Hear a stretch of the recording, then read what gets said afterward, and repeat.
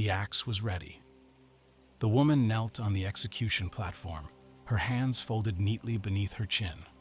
The crowd stood in frozen silence, not out of respect, but out of unease.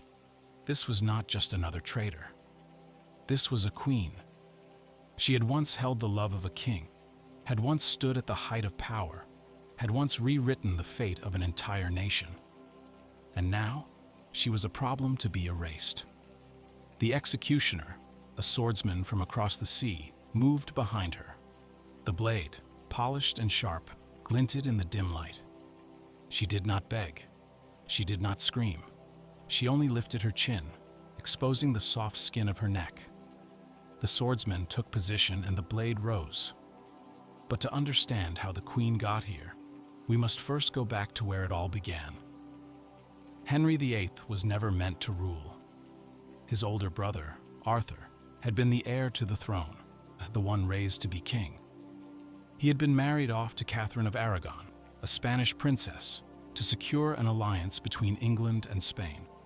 But then, Arthur died suddenly.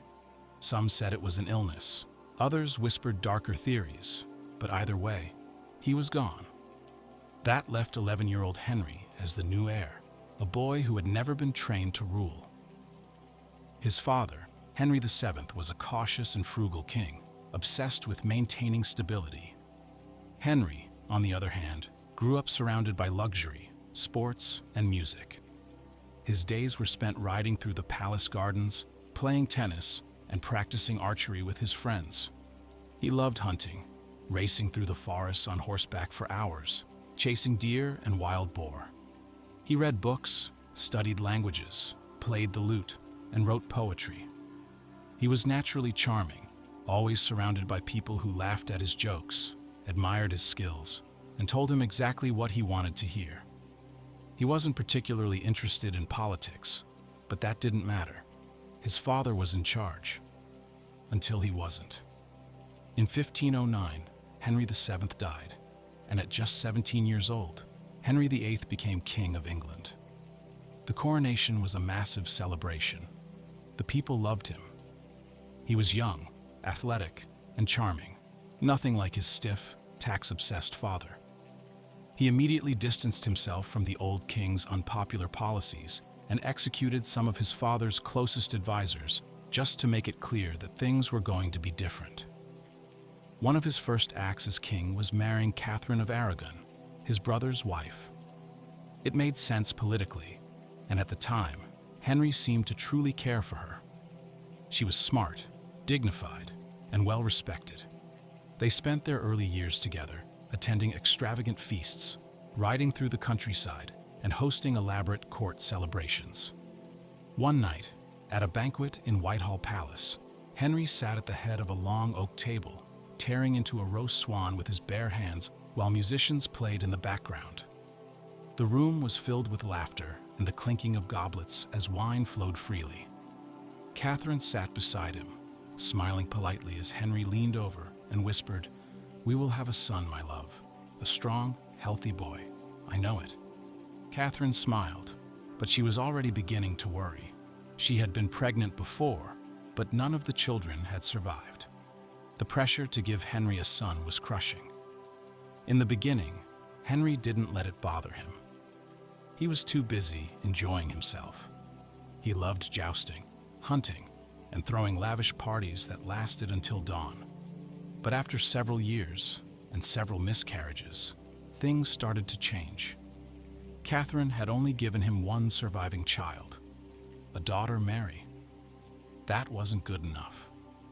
A king needed a male heir to secure the throne. Without one, his dynasty was in danger. At first, Henry was patient. He prayed, he waited. But after nearly 20 years of marriage, it became clear Catherine wasn't going to give him a son. And then, Anne Boleyn appeared.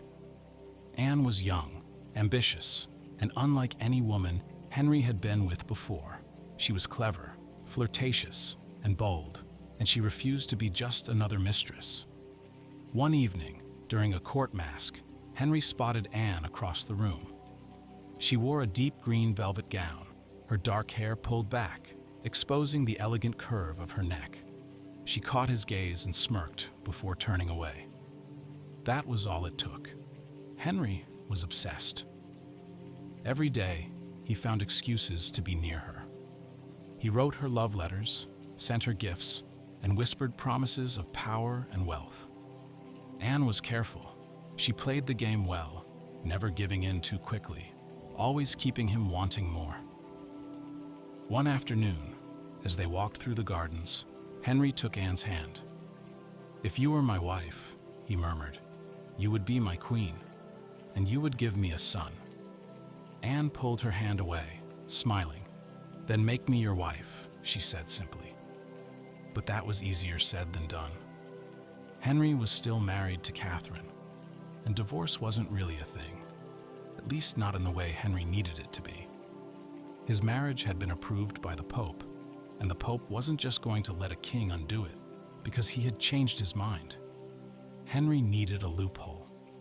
He started claiming that his marriage had been invalid from the start, that marrying his brother's widow was against God's law, and that Catherine's failure to have a son was proof that God was punishing him. He took this argument straight to Pope Clement VII and demanded an annulment. The Pope refused, not because he cared about biblical laws, but because Catherine's nephew was Charles V, the Holy Roman Emperor, aka one of the most powerful men in the world. And the Pope wasn't about to make him mad. Henry was furious. He tried everything: legal loopholes, pressuring the Pope, even trying to turn English clergy against Rome. Nothing worked. And that's when he had an idea. If the Pope wouldn't let him get divorced, then maybe he didn't need the Pope at all. Henry made a decision that changed England forever. Over the next few years, he began separating England from the Catholic Church. He declared himself the supreme head of the Church of England, giving himself the power to decide religious matters, including his own marriage. In 1533, he finally got what he wanted. His marriage to Catherine was declared invalid, and he married Anne Boleyn. Catherine was stripped of her title, separated from her daughter, and sent away to live in cold, distant castles, where she spent the rest of her life alone. Henry was convinced he had made the right choice. Anne was young, beautiful, and most importantly, pregnant. This was it. This was the moment he had been waiting for. And then, the baby was born. It was a girl. Henry was not happy, but he tried to stay hopeful. Anne could still give him a son. Henry started losing interest. Anne had once been charming and exciting, but now she was loud, opinionated, and demanding. One night during a council meeting, Henry sat at the long wooden table, tapping his fingers against the armrest. "She is too much," he muttered. His advisor, Thomas Cromwell, glanced at him. "There are ways to handle this, Your Majesty." Henry said nothing, but the seed had been planted, and soon, whispers began spreading through the court. Anne had made a lot of enemies. People started whispering that she had been unfaithful, that she had used witchcraft, and that she was plotting against the king. One day, Anne was dragged from her rooms, arrested, and locked in the Tower of London. She was put on trial and accused of treason. Everyone knew the verdict before it even started. Guilty. And the punishment? Death. That brings us back to where we started. A woman kneeling before a silent crowd. A sword glinting in the light. A king waiting for her to die. She lifted her chin. The executioner raised his blade. And just like that, she was gone. Henry VIII wasted no time moving on. Just 11 days after Anne Boleyn's execution, he married Jane Seymour. This time, there were no long courtships, no grand romantic gestures. Henry was older, heavier, and no longer the charming young prince he had once been. He didn't need passion anymore. He needed a son. Jane was quiet, obedient, and careful. She had seen what happened to Anne, and she had no intention of making the same mistakes. She avoided politics, never spoke against Henry, and did everything expected of a queen. Life at court moved on. Banquets were held, tournaments were arranged, and Henry spent his days hunting in the countryside or debating religious reform with his advisors. Jane, meanwhile, focused on her main duty, producing an heir. In 1537, after a year of marriage, she became pregnant. Henry was ecstatic. He personally designed the nursery, ordered elaborate celebrations, and prayed daily for the child's safe arrival. When the time finally came, the entire court held its breath. After 2 days of painful labor, Jane gave birth to a son, Edward VI, the future of the Tudor dynasty. Henry was overjoyed. Church bells rang, feasts were held, and the entire country celebrated. He finally had what he had spent his entire life chasing, a male heir. But the joy didn't last. Jane fell gravely ill shortly after childbirth. Some say it was childbirth fever, an infection caused by poor medical practices. Others believe she had simply been too weak to recover. 12 days after giving birth, Jane Seymour was dead. Henry was devastated. Unlike his previous wives, he had no reason to turn against her. She had given him a son. She had done her duty. And now she was gone. For the first time in his life, Henry did not immediately remarry.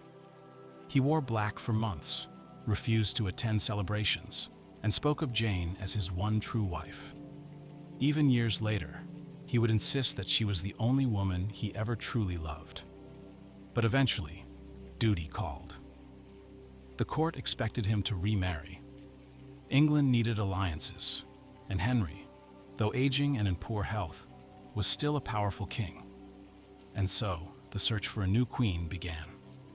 In 1539, Henry's advisors suggested Anne of Cleves, a German princess. Henry, now overweight and suffering from an ulcerated leg that constantly oozed pus, was no longer the handsome warrior he once was. He couldn't travel to meet her, so he sent his court painter, Hans Holbein, to paint her portrait. The painting was flattering. Anne looked young, pleasant, and attractive. Henry was convinced. When Anne arrived in England, however, things did not go as planned. Henry was not impressed. He met her in disguise, hoping for a romantic surprise, but when he revealed himself, she barely reacted. No excitement, no swooning, just confusion. Henry was humiliated. Later, he complained to his advisors. "She is nothing as she was painted," he grumbled. "I like her not." But the marriage had to go through. England needed the alliance with Germany, so Henry reluctantly went through with the wedding. It lasted 6 months. Henry found every excuse possible to avoid his new wife. Eventually, he told his advisors that the marriage had never been consummated and demanded an annulment. Anne, realizing she had no real power, wisely agreed. In return, Henry gave her a generous settlement, several estates, and the title of the King's Sister. She was one of the few wives to escape with her head. Henry was relieved, but he was still unmarried, and he had already found someone else. In 1540, just days after his annulment, Henry married Catherine Howard, a teenage girl over 30 years younger than him. Catherine was young, playful, and full of energy. She loved to dance, dress in fine silks, and surround herself with admirers. Henry, now in his late 40s and struggling to walk due to his infected leg, saw her as a breath of fresh air. He showered her with gifts, calling her his rose without a thorn. But Catherine was young and dangerously naive. She wasn't interested in an aging, overweight king with a rotting leg. She wanted excitement, and she found it elsewhere. Rumors began spreading that Catherine was having an affair, not just before she married Henry, but after. At first, Henry refused to believe it. But when his advisors found letters and evidence of her secret meetings, there was no denying it. The betrayal broke him. Catherine was arrested and dragged from her chambers, screaming for mercy. But mercy was something Henry no longer gave. In 1542, Catherine Howard was executed. She was barely 18 years old. Henry was now old, sick, and alone. But even then, he wasn't done. In 1543, he married one last time, this time to a woman named Catherine Parr. She wasn't like the others. She was twice widowed, well-educated, and deeply religious. She didn't challenge him, didn't seek power, and most importantly, knew how to survive. She acted more like a nurse than a wife, tending to Henry's failing health and violent mood swings. By this point, Henry could barely walk. His once powerful frame had ballooned to nearly 400 pounds, and his infected leg never fully healed, leaving him in constant pain. For 4 years, Catherine Parr kept him stable. Then, in 1547, Henry VIII died. His 9-year-old son, Edward VI, became king, but his reign was short-lived. Edward died at 15, and after a brief power struggle, Henry's daughter, Mary, took the throne. Mary was a devout Catholic and spent her reign undoing her father's religious reforms.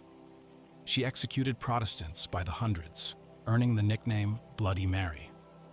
After her death, Anne Boleyn's daughter, Elizabeth, became queen. And in the end, it was Elizabeth I, the daughter Henry had once been so disappointed to have, who would become one of England's greatest rulers. Henry had risked everything for a son, and yet it was his daughter who would define the Tudor dynasty. And that's the story of Henry VIII, a man who wanted everything: power, glory, and a legacy. But in the end, all he left behind was a trail of broken marriages and severed heads.